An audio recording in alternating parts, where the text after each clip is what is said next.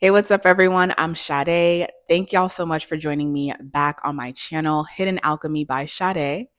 Today, we are going to dive into the lovely Capricorn New Moon that we have happening on January 11th. But as usual, before I go ahead and get started, if it's your first time tuning into my channel, welcome. If not, welcome back. If you do not have an understanding of what the archetype of Capricorn is in astrology, as well as what the full moon and what the new moon means, go ahead and check out my videos so you can have a really nice understanding before I dive into the planets, the aspects, and just other really great things for this new moon that we have happening. And as well, if you are interested in seeing where this new moon is affecting you in your chart or where further moons might affect you in your chart, go ahead and head over to my website, Hidden Alchemy by Sade. You can go ahead and schedule your astrology reading with me depending on what you need and what you are looking for. All right, everyone, let's go ahead and dive into this new moon that we have happening in the sign of Capricorn. Now, I'm going to go ahead and start with the beautifulness of this new moon and then dive into why this new moon can feel really challenging. Now, we have a lot of supportive placements with this new moon in the sign of Capricorn. We have the sun in Capricorn, we have the moon in Capricorn, we have Mars in Capricorn, and we also have Pluto exiting Capricorn and entering into the sign of Aquarius by the next week. So by January 20th, January 21st, that's when Pluto will re-enter the sign of Aquarius. So we have so much supportive Capricorn energy that is really asking us to put the pen to the pad. What do we want to accomplish? What are our goals? And we got to really think long term. And we really have to think big. And we have a beautiful, beautiful, beautiful supportive aspect with Jupiter being in the sign of Taurus, and all of these aspects in the sign of Capricorn is bringing a nice trine. So whatever big dream that you have been wanting for yourself, this is the time not necessarily to act. I know we have the new year here on this side of the equator. I'm based in New York. Happy New Year to all of you folks out there. But the new year is not really a time to act in terms of movement. Once we enter into the winter solstice, we move into the earth energy of Capricorn, which is the last earth sign, which means that it is really, really dense. And with this dense energy, you want to move slow because you need tenacity and you need push through to get through this season of winter. When you think about the sign of Capricorn, it is the sea goat, right? And it is the goat that is climbing the mountain. And in order for the goat to get to the top of the mountain, you need perseverance and you need stamina. Not necessarily just physical stamina, but you need mental stamina to really get through the trials and tribulations of the Capricorn season. Now, Capricorn is ruled by the planet Saturn. Saturn also rules the two signs, Capricorn as well as Aquarius. So we're dealing with a good 2 months of this Saturn energy of slow moving. Okay, what are your goals? But also there's going to be restrictions in order for you to get to those goals. And how can you be strategic? And most importantly, in true Earth fashion, how can you be practical about going about these goals? Now, because we have Jupiter in the sign of Taurus, as well as Uranus in the sign of Taurus, it is making such a beautiful aspect to all of this Capricorn energy where it's allowing us to have these big goals and these big dreams for ourselves. But it's saying, take the pen to the pad. How can we practically go about these goals?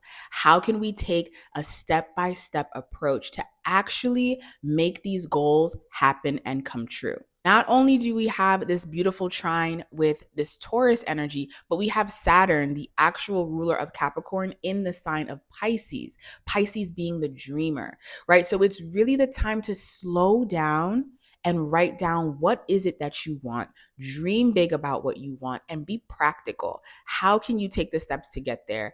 And what is it going to cost you? Saturn rules karma, it rules restrictions, and it also rules setbacks with restrictions, right? If we haven't been doing the work that we're supposed to do, then by the time the object of what we want appears, we're not going to be able to receive it in the right way because we haven't prepared ourselves. So with this Capricorn energy, it's all about preparation to act. Now with Pluto in its final degrees of Capricorn, right now Pluto is at the 29th degree. It is asking us, what is that final lesson in terms of institutions, in terms of the way we show up in the world, in terms of the way we take on responsibility and accountability, or the ways that we don't take on accountability and responsibility in our approach to our life, in our leadership positions. Where in this area of our life, wherever you have Capricorn, Pluto is at its final degrees and it's asking you, what do you need to let go of? How can you transform yourself into this leader, into this role? Okay. And how can you take better responsibility and accountability for your actions before we move into Aquarius for the next 20 years? So, really take this new moon time to really think about everything that has happened in this past year. Still use this Capricorn energy as a moment to reflect, put the pen to the pad, and think, okay, what has happened in this past year? How have I been the villain of my own life? Or how have I been the leader in my own life? And where do I want to make these changes? Don't just go out making the change, but think about how you can practically take the steps to make the changes that are needed as we enter into this new cycle. Now, I talked about the ways that these aspects are going to be really beautiful and helpful. What is going to be challenging about this aspect is we are in between eclipse season. So if you think about all the way back to March when we had the first Aries eclipse, what was a theme in your life around March and April? And then now think back to September, October, when we had the eclipse in Libra. What were some themes happening in your life during that time? Now we are going to be in between eclipse season. And what that means is because the North Node is in the sign of Aries, naturally the South Node is in the sign of Libra. When we're dealing with eclipses, we're dealing with changes happening on that nodal aspect as a collective. Now, the two other cardinal signs that are going to square this eclipse is Capricorn and Cancer. So when we get to Capricorn season as well as Cancer season, well, we're in Capricorn season, but when we get to Cancer season, that is also going to be a midpoint as well in between eclipses. So you want to think about what happened throughout the year of 2023. What major life changes did you have occur wherever you have Aries and Libra in your chart? And that's going to affect the way that you go about this Capricorn energy of the new laws that you want to set for yourself moving forward. So I know for me specifically, there has been so much change in terms of my work as well as my spiritual practices or things that I practice in private. And this Capricorn season has been a big season of sabbatical for me, where I am taking that time to rest and taking that time to reflect and taking that time to read and just dive deeper into my studies so I can have a good personal practice for myself before I move back out into the world when the sun comes back. So really think about what has happened that has forced you to make critical changes in your life. And now that we have this reflective time, you can really slow down, reflect on those changes, and then take practical steps to get towards the next part of your journey, of your destination. It is a little uncomfortable because we are in this slowed season, so nothing is really being hidden from us. The truth really comes out when we're in the thick of winter. There's no leaves on the trees, nothing is hidden, and we can really feel what's going on internally. We can see the things that we kept trying to hide from ourselves. And then we can really take the universe's way of showing us the things that are uncomfortable, the things that we like to keep in the dark, in the shadows, and using that as momentum to say, how can I take accountability and leadership and responsibility in my own life and move further along on my journey?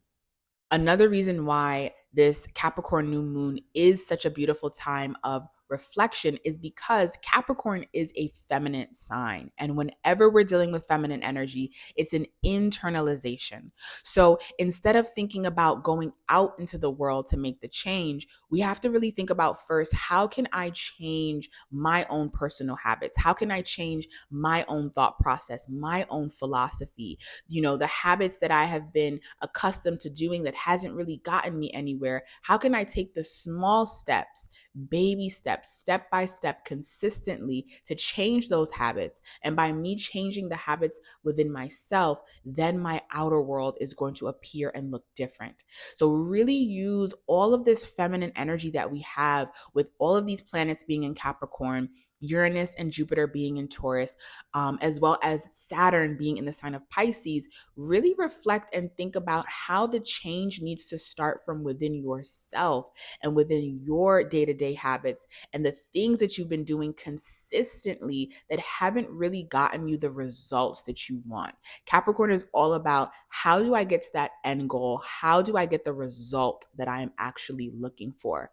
Once you take the steps to map it out and plan it out, then you can go ahead and act on it because you have a deeper understanding and understanding of where you are going, right? Whenever we're dealing with Capricorn energy, especially because it comes right after Sagittarius, right? Sagittarius has the arrow where it's pointing us in the direction of where we're going, but we got to figure out, how exactly are we going to get there, and what exactly are we going to do once we get there, to make sure that we are really making the most out of our resources and continuing to build and grow our resources. As I go ahead and get ready to leave you all with some tips that you can really use to help you along this new moon season, is slow down. Don't be afraid to slow down. Don't be afraid to feel exactly what it is that you're feeling, to see the truth of what you need to see, no matter how uncomfortable it is, and use that discomfort as an opportunity to propel change from within. Write the thoughts down. Dream as big as you can, even if it seems like it's unattainable. Capricorn is all about the step-by-step process, and it's all in the detail. It's all in the habits and the routines that actually get us to that end goal. So write the things down, slow down, take this time to rest, to sleep, to receive. Capricorn is feminine. The feminine energy receives in its nature, to receive the information that you need to hear, to receive the rest that you need, so that when the sun comes back in the spring, you can really go ahead and propel forward. And finally, a last tip that I will leave people with as we exit this Pluto transit that we've had for the past 15 years in the sign of Capricorn, before we get ready to move into Aquarius, is, what are you building for the long haul? Right? You can have your year goal, you can have your 2-year goal, but go ahead and think about, what is that 10-year, 20-year, 15-year vision, and think about how you can take those steps today to get there. And it might even be that you get there earlier than you thought. But if you don't envision it and you don't take the time to at least make it a priority, no matter if it's a 10-year goal or a 1-year goal, you'll never get there, because it's always in the day-to-day habits and routines that we build for ourselves, that are practical in nature, but that are purposeful in us getting towards that end goal. All right, everyone, please let me know how this new moon has been affecting you. Let me know where you have Capricorn showing up for you in your charts. Like, comment, and subscribe, and I will see you all for my next video.